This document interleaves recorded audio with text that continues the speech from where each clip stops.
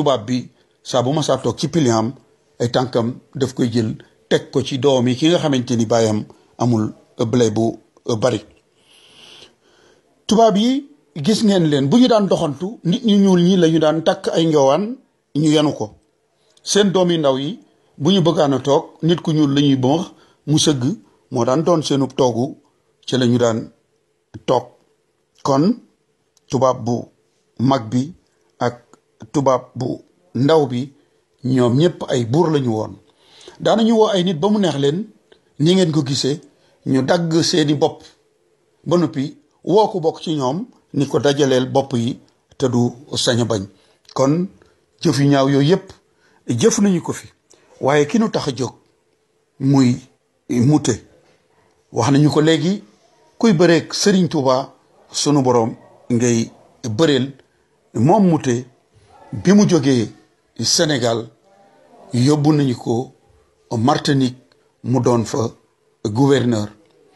ba mu fa nekkee gouverneur nag at mi nga xamante ni ci la ku tedd ci Xaadimu Rasul Cheikh Ahmadou Bamba dellu si Sénégal di 1902 ca weeru mai wa maanaam juróom-ñetti fan ci weeru mai moom mute am na lu ko dal loo xamante ni bii ci la jógee faatu. Saint-Pierre, la plus bizarre, la plus amusante et cependant la plus jolie de toutes les villes des Antilles françaises.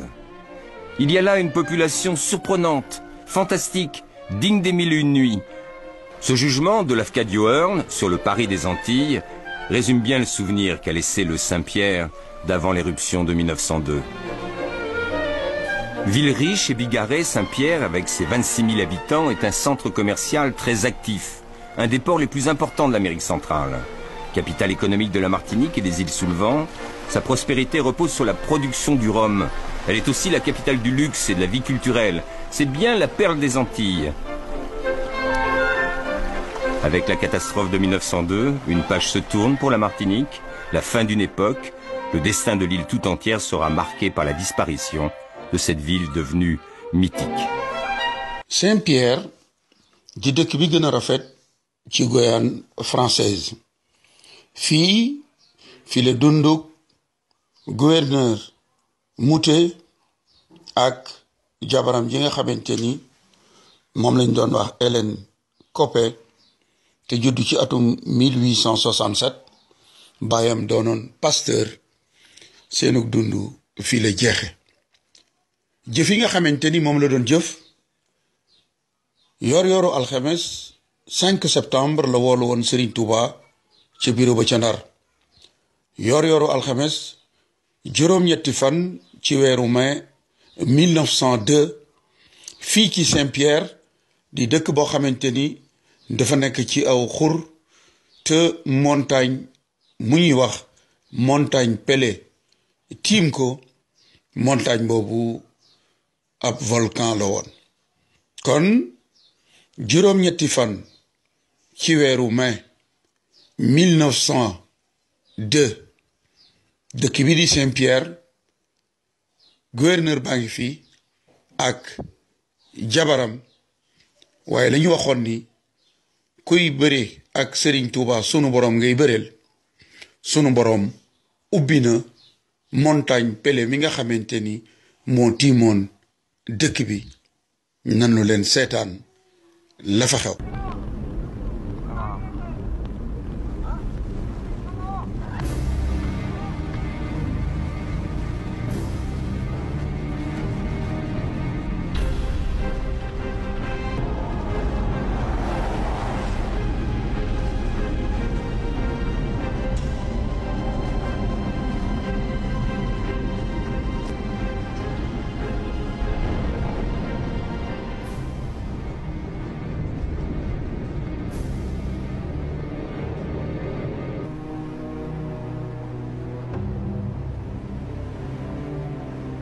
En 1902, la ville de Saint-Pierre en Martinique est détruite par une nuée ardente semblable à celle filmée sur le mont Hunzen au Japon.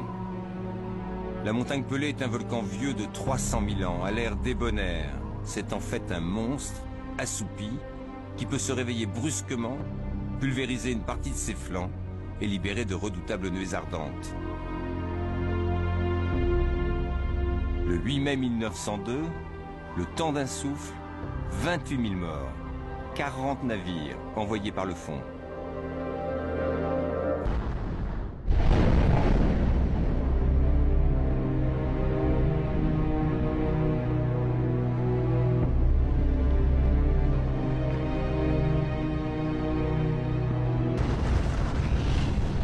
Émilie Dujon s'était réfugiée avec les siens près de la commune du Carbet à Bourgard, à 2 km au sud de Saint-Pierre. 2 km qui vont faire la différence et les sauver. Nous sommes une vingtaine, fuyant à travers les champs de canne, affolés, terrifiés, aveuglés par la cendre.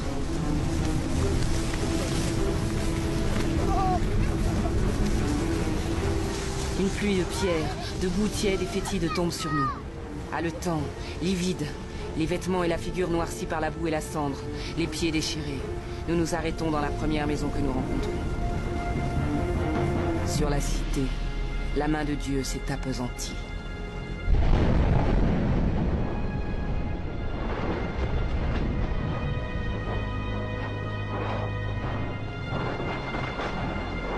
Lorsque la colonne de feu s'abattit sur la cité, une immense clameur s'éleva. Cri de désespoir et d'angoisse qui semblait être la plainte suprême de l'agonie d'un peuple. Une foule nombreuse se précipita vers le rivage. Certaines arrivèrent jusque sur les bords de la mer, où ils pensaient trouver le salut. Mais les flots étaient devenus bouillants. Les pauvres victimes furent brûlées avant même d'être noyées.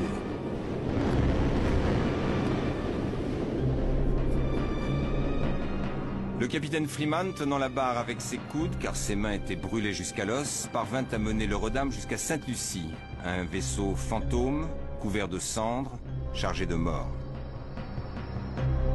Un détachement est chargé de récupérer les lingots de la banque de Saint-Pierre. L'officier d'infanterie coloniale qui le commande écrit à sa sœur.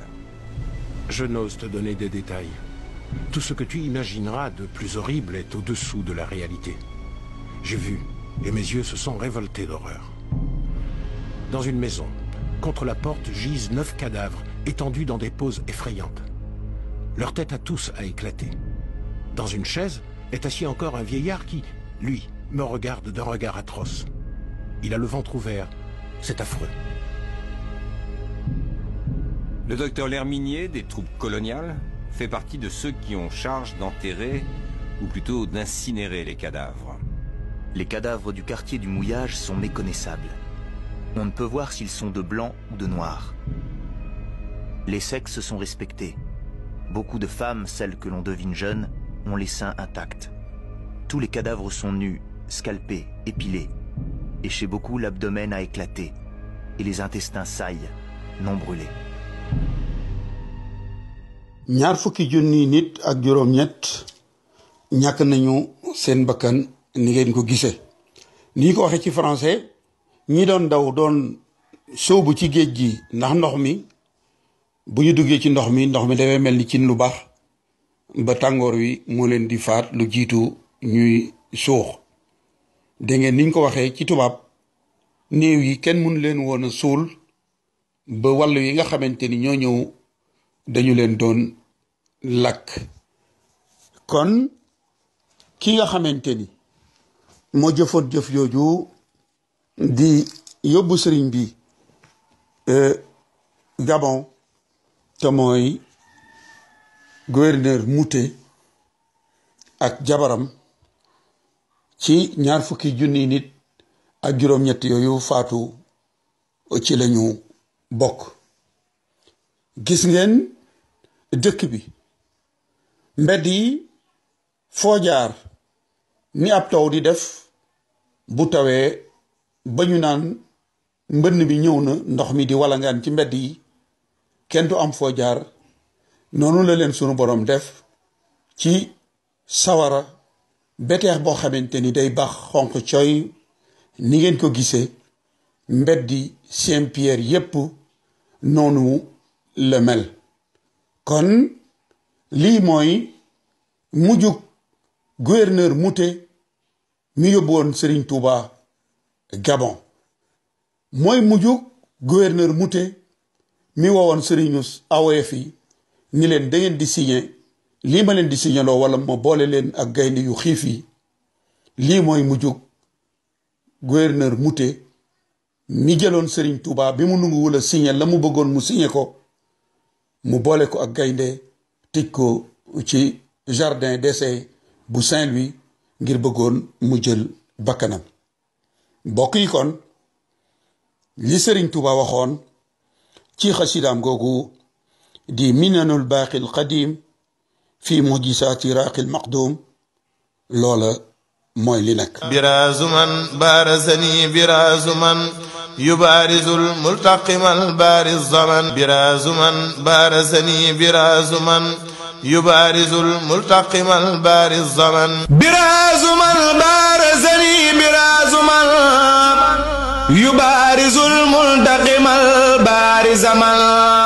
birazuman barazani birazuman yubarizul multaqimal bariz zaman birazuman barazani birazuman yubarizul multaqimal bariz zaman birazuman barazani birazuman يبارز المنتقم بارز من براز من بارزني براز من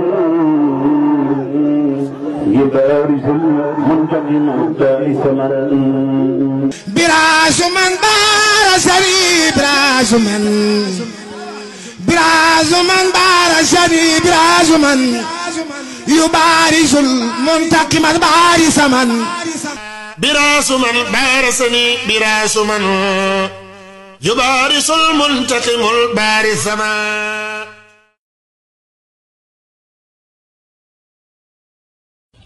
waaye Faranse lan na gooru Sénégal ñii ñu dugal Sénégal ñii génn gàddaay far dem ba faatu ñii joxe seen gànnaay ndax ñu yaatu fam nañu saamu i cere gi soose yóbbu Gabang boole koog Baraama Siise tala kapoor ba ñu lekke imbulaañse daf ko ci biir nag laaw la ma faraañse ñoo gene lam de julbeere ñooro rey makki doom ji jàll Fuuta Tooro ñoo del rey nag almaami Abdu Bukar